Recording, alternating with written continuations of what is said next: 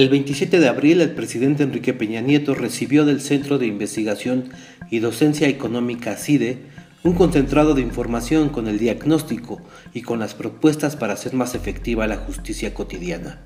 El documento, el cual se construyó con la participación de 17 instituciones académicas y 400 expertos en 7 foros temáticos regionales, contiene las respuestas que el mismo presidente solicitó en noviembre del año pasado para proponer al Congreso un amplio paquete de reformas de justicia que contribuyan a mejorar la convivencia cotidiana de los mexicanos. En entrevista con La Silla Rota, el académico del CIDE, José Roldán Chopa, aborda y explica los principales puntos de este tipo de justicia.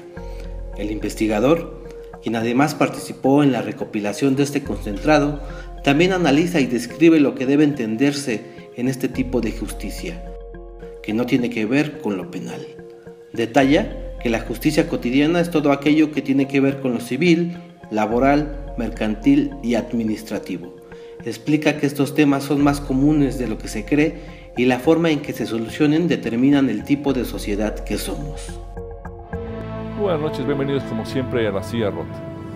En esta oportunidad, en esta noche nos acompaña el doctor José Roldán Chopa, uno de los profesores investigadores del CIDE que ha recibido la encomienda y está desarrollando con mucha productividad estudios sobre justicia cotidiana. Todos los temas que no son materia, digamos, de la justicia penal, pero que nos afectan cotidianamente precisamente, nos afectan todos los días a los ciudadanos. José, muy bienvenido a La Silla Rota. Don Roberto, ¿qué tal? El presidente de la República acaba de presentar hace algunas semanas un primer balance de esta investigación o de estos trabajos que entiendo que a lo largo de más de media docena de foros en todo el país ha venido integrando el CIDE. ¿Qué es lo que tendríamos que entender como ciudadanos comunes, digamos cotidianos, con este esfuerzo del gobierno, pero especialmente cuál es la visión de los académicos sobre el tema? ¿Qué está pasando con la justicia cotidiana en México? Y en principio ayúdanos a definir con mayor claridad este concepto de justicia cotidiana. Voy a empezar con una obviedad, ¿no?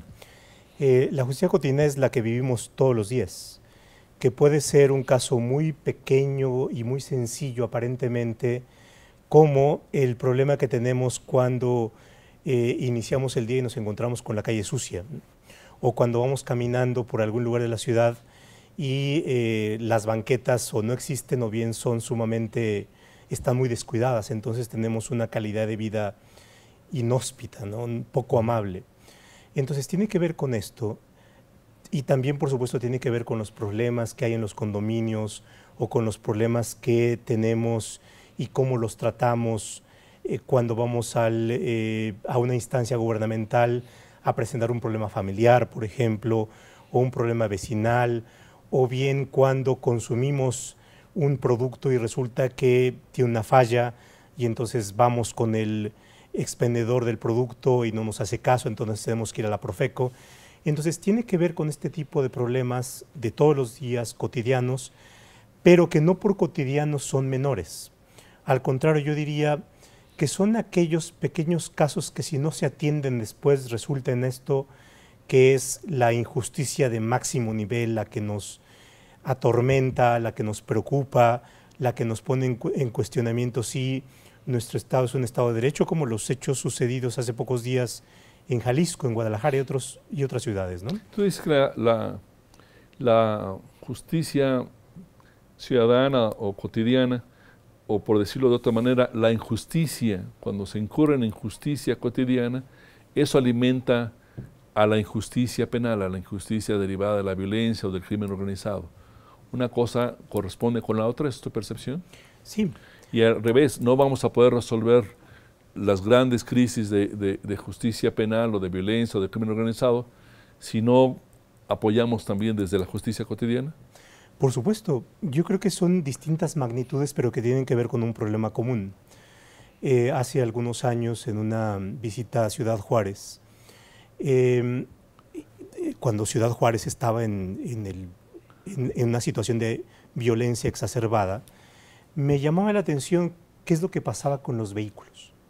Es decir, veías vehículos sin placas, veías vehículos con los cristales polarizados, y eso Eso, por supuesto, la gente que me acompañaba decía, bueno, tenemos ese problema y es muy probable que ahí haya una expresión de delincuencia organizada, pero tenía que ver con un problema muy sencillo. Es decir, la autoridad de tránsito era omisa o bien no cuidaba que los vehículos anduviesen emplacados. O si había una disposición que impedía que hubiese cristales polarizados, no se respetaba. Entonces, y eso tiene que ver con una cuestión de justicia cotidiana. Entonces, el Estado de Derecho comienza desde el alto, ¿no? Y en la medida en que el alto no es una pared, sino el alto es una sugerencia, todo lo demás comienza a convertirse en una sugerencia y después, por supuesto, después se cotidianiza la violencia, ¿no? Entonces hay una cuestión ahí de magnitudes y me parece que no es una cuestión que no tenga relación, sino por el contrario, tiene que ver con la construcción del Estado de Derecho de todos los días, ¿no? Y el enfoque que quisimos darle en los foros que se hicieron organizados por el CIDE y por 17 instituciones más, era esto: ¿cómo podemos rescatar la distinto tipo de expresiones que hay, que surgen de los testimonios, de las denuncias de las personas que se acercaron? Y había un elemento común, ¿no? Y el elemento común es, en todos los niveles tenemos severos problemas de respeto a la ley. Y eso se va generando en una cultura, ¿no? El día de ayer veía esta película de Hannah Arendt, que es una filósofa alemana que narró los hechos de Eichmann. Un personaje fascinante. Y entonces hablaba del mal radical. Y el mal radical tiene que ver cuando todos vamos asumiendo que eso es normal, porque entonces nos desprovee del elemento de reacción básico. Desde el punto de vista filosófico, la violencia, digamos, ¿no? Así es. Sí. Y entonces tiene que ver con eso. El mal radical comienza cuando ignoramos lo que todos los días puede parecer pequeño, pero que posteriormente se va magnificando y se va ampliando y se extiende, diría mi abuela, como la verdolaga, ¿no? Uno puede asumir incluso que para contener la violencia criminal, el crimen organizado, los ciudadanos debemos tener mayor claridad de cuál es nuestro rol, digamos, en este proceso. Y solamente puede embonarse ese rol cuando hay estándares, cuando hay cultura, cuando hay una serie de prácticas generalizadas por parte de la ciudadanía que contienen la expresión del crimen. Sí, sí. Yo creo que tiene que ver con la intolerancia inmediata ante lo que estimamos que no está bien. Es decir, esta distinción de lo que es bueno y lo que es malo es como la reacción básica. Si no hay una banqueta o hay una banqueta que esté en malas condiciones, tiene que haber una reacción, porque de lo contrario nos acostumbramos al mal estado de las banquetas, ¿no?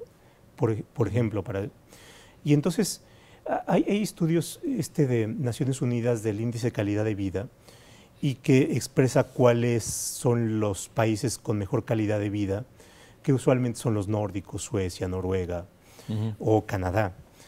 Y entonces son estados que tienen muy buen funcionamiento institucional, muy buenos servicios públicos. Entonces, si el autobús dice que va a pasar a las 10 con un minuto y pasa a las 10 con un minuto, entonces lo cotidiano es la expresión de que el resto de cosas funciona mejor o que funciona menos mal, ¿no? Como uno lo quiera ver. Y yo creo que esa es la parte que hay que... Yo creo que te invitaría a abordar en el siguiente bloque del programa, José, esta como una mesa de tres patas, digamos, donde existe un ciudadano que le exige a la autoridad hacer bien su trabajo, ¿no? Una autoridad que asume esa responsabilidad, pero también un ciudadano que define cuál es su propia responsabilidad frente a las cosas, cómo no deterioro yo mi entorno o cómo tomo decisiones, y de esto vamos a hablar en el siguiente bloque, cómo tomo decisiones en mi ámbito familiar que están relacionadas con el crimen organizado, por ejemplo. Ojalá podamos hacer este enlace, este embone para entenderlo mejor. Si te parece, hacemos un receso y les pedimos a ustedes que nos acompañen en el siguiente bloque de La Silla Rota. Muchas gracias.